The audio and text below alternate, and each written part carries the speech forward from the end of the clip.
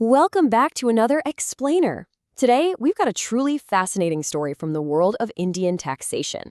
We're going to uncover how a retired teacher, a senior citizen from Mysore, managed to completely defeat a massive income tax demand. And honestly, the best part about this? He didn't win by arguing endlessly about where his money came from. No, he won by completely mastering the calendar. Just 26 days, guys. That's it. That is all it took for the income tax department to entirely lose a high-stakes case involving over 1 crore of rupees. As you'll see today, this case is the perfect reminder that in tax law, timing isn't just a minor detail. Timing is literally everything.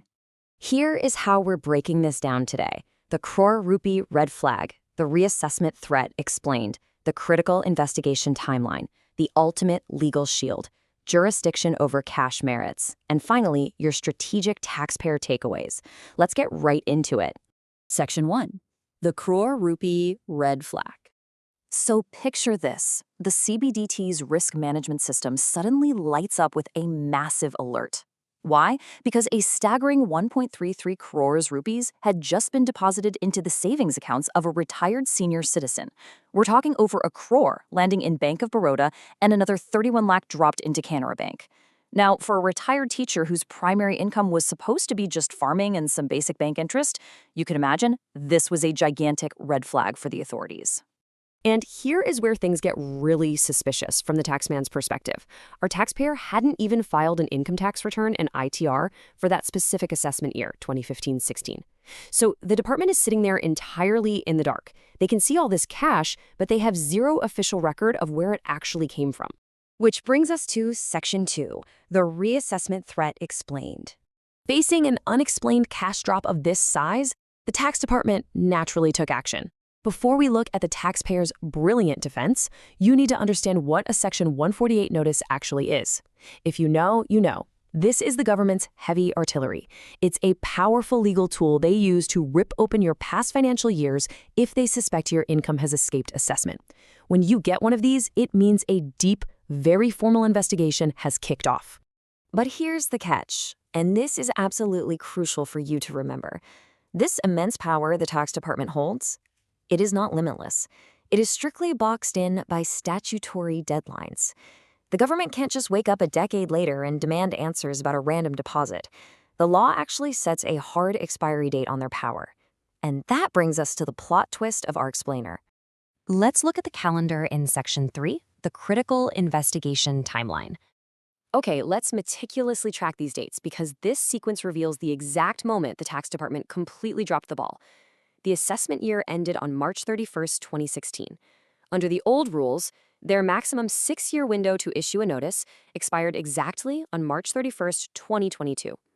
Now, even if we are super generous and add in all the legal extensions allowed for procedural hearings, the absolute final drop-dead deadline was April 12th, 2022. But look at that last date. The department finally issued their Section 148 notice on April 26th. The assessing officer fired off that notice exactly 26 days after the original statutory limit, and a full 14 days past the absolute extended limit. Now, in the eyes of the law, that is not just some minor administrative, oops, I missed a deadline moment. That is a fatal flaw. It creates an absolute failure of jurisdiction. Moving right along to Section 4, the ultimate legal shield. Now, despite messing up the dates, the tax department plowed ahead anyway, assessing his income at roughly 48.85 lakh rupees and raising a massive tax demand. Our taxpayer needed a legal miracle to make this go away. And surprisingly, he found it written right there in the government's own rulebook. The hero of our story is the first proviso to Section 149(1). Think of this as a giant locked iron gate standing between old tax laws and new tax laws. In 2021, the rules for reassessment changed, but this proviso strictly says that the new law cannot be used to reopen an old assessment year if the time limit under the old law has already expired. Because his old 6-year limit expired in March 2022, that gate was permanently locked. The ITAT in Bangalore looked at this, cited clear Supreme Court precedents, and basically said, look, procedural compliance with Section 148A cannot override the substantive bar under Section 149. In plain English, you cannot use modern procedural paperwork to magically resurrect a dead, time-barred assessment. The law is the law, period. This leads to a conceptual shift in Section 5, jurisdiction over cash merits. I want you to notice the sharp contrast in defense strategies here. Think about it. You've got 1.33 crore rupee in completely unexplained cash and zero tax returns. If this taxpayer had walked in and tried defending on the merits, meaning fighting an uphill battle to prove every single rupee came from agriculture, he probably would have lost. Instead, his winning strategy was defending on procedure. He just proved the tax department missed their deadline, effectively challenging their legal authority to even ask him about the money in the first place. And this is the essential takeaway. Once the tribunal ruled that the notice was issued outside the permitted time window, it was game over.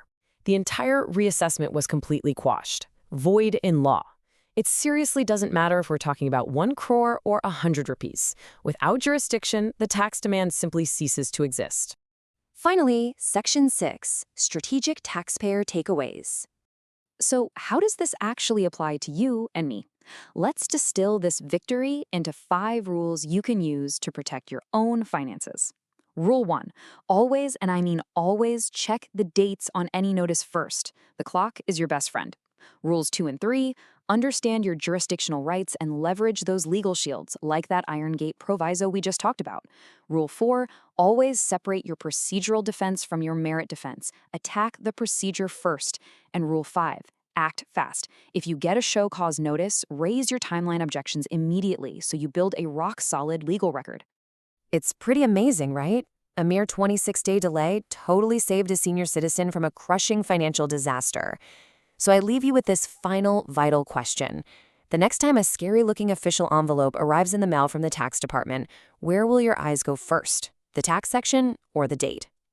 Thank you so much for joining me for this explainer. Be sure to apply these lessons, stay compliant, and always watch that calendar.